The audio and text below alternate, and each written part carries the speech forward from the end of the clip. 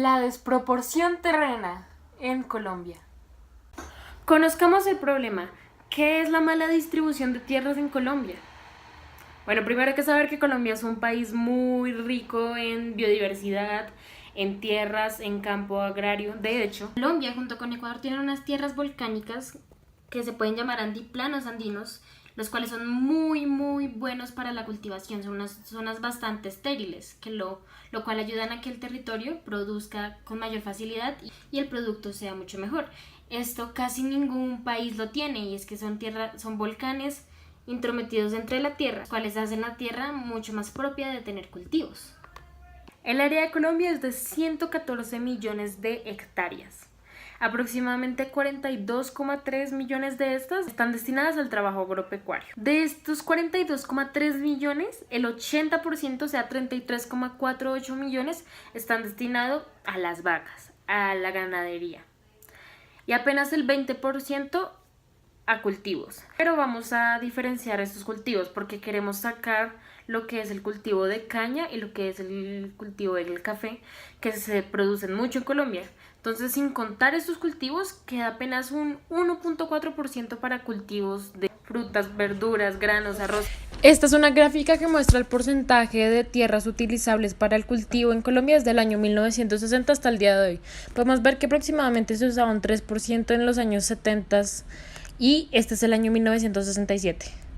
¿Qué? ¿Por qué ese declive tan atroz? ¿Qué pasó en el año 1967 para esa decadencia tan extrema? Principalmente durante ese año fue el gran auge e inicio de muchos grupos guerrilleros, los cuales formaron un gran desplazamiento de campesinos. Al mismo tiempo también hubo muchos desastres naturales, tipo temblores, sobre todo en la zona andina, los cuales provocaron muchas muertes de campesinos de esta zona andina que dije es tan rica. Entonces durante ese año hubo muchos declives, por eso fue que este porcentaje de cultivos decayó de una manera brutal.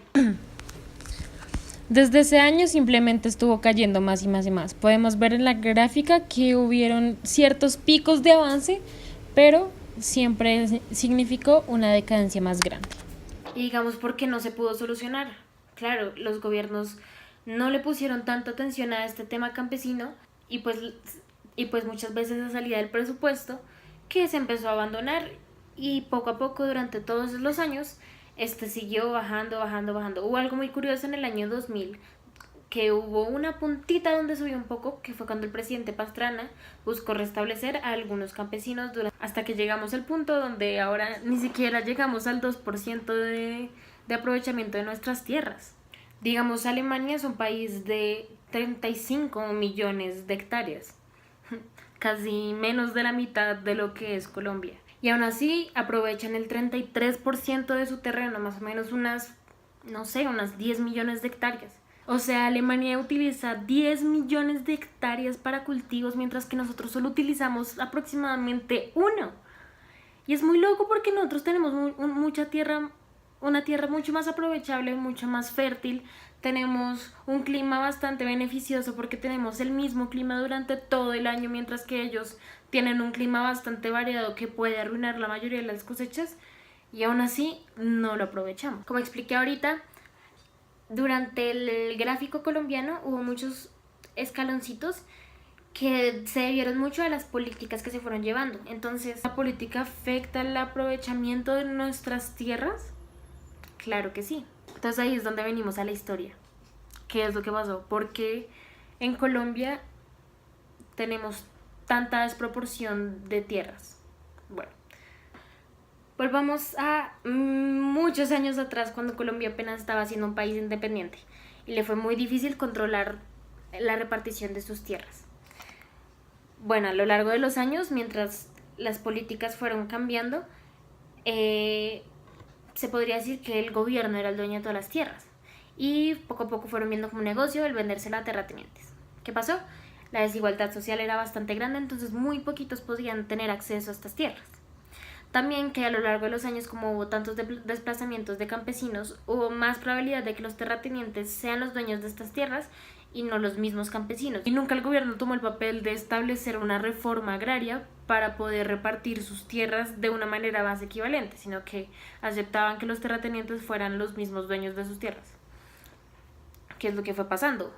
A lo largo de los años las herencias son muy poquitos los dueños de las tierras, muy poquita gente tiene tierra en Colombia. Se dice que más o menos el 81% de la tierra colombiana son fincas de tamaños gigantes, dueños de los terratenientes. Como mostré al principio de la gráfica, en 1960 el 29% de Colombia era ocupado por fincas de más de 500 hectáreas. Y digamos que en el año 2000 esta cifra subió un 46% y ahorita está en más de un 60%. O sea, estamos llenos de fincas y de tierra inutilizable para la producción. E inclusive la mayoría de estos terratenientes de hoy en día ni siquiera conocen el origen de sus terrenos, el por qué los tienen o si los tienen de manera legal. Claro, pues a lo largo de los años, durante todas las guerrillas, mucha gente se empezó a apropiar de terrenos que ni siquiera eran de ellos, y la gente más poderosa tenía más y más y más terrenos, y el gobierno nunca estableció una firma y mano para de verdad repartirlo y de verdad diciendo a quién se están yendo estos terrenos. Incluso muchos de los terratenientes desconocen que son dueños de algún terreno.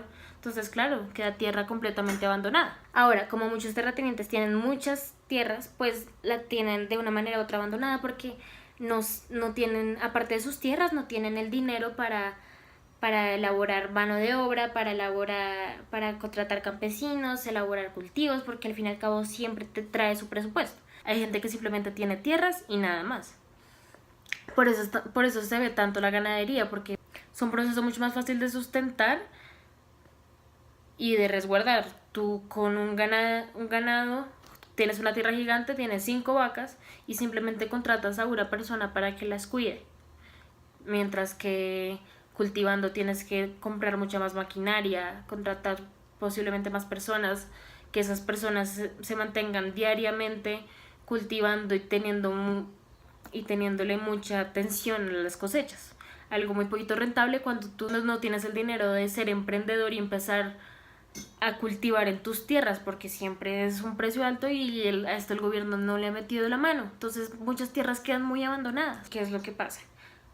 Campesinos se quedan con muy poco trabajo y como el gobierno no ha puesto cuidado a este problema, pues simplemente viven de muy poquito porque muy poca gente la que financia su trabajo. Estos campesinos son familias en muchos casos bastante grandes y al no tener un verdadero sueldo o un verdadero trabajo, pues simplemente tienen muy pocos recursos. Muchos de ellos no tienen educación, muchos de ellos no pueden pagar sus deudas, muchos de ellos no pueden incrementar su producción gracias a que no tienen el dinero para comprar una mejor maquinaria. Digamos, tratados como el de libre comercio han empeorado la situación de los campesinos porque los hace comprar semillas. Digamos, ellos ya tenían la producción de sus propias semillas y les funcionaba bastante bien. Pero desde que buscamos tener mejores productos, incluyendo que casi que ni tenemos productos, pues ponen a los campesinos a una situación muy complicada porque de por sí ya no tienen dinero para cultivar sus propias cosechas y aparte los ponen a comprar semillas mucho más caras y les impiden cultivar con las que ellos ya tienen porque les dicen que no están científicamente comprobadas para la salud humana. Entonces, claro, cada vez la producción va decayendo y decayendo mucho más y se hace menos rentable. Y como hay mucho ganado, pues prácticamente las vacas tienen más espacio para vivir que los mismos campesinos. Hoy en día los mayores índices de pobreza se encuentran en estos lugares. Los campesinos son los más pobres en Colombia. Esto en parte, ¿cómo nos afecta a nosotros? Pues claro, tenemos muy poco producto teniendo la posibilidad de tener bastante. Estamos desaprovechando nuestras tierras.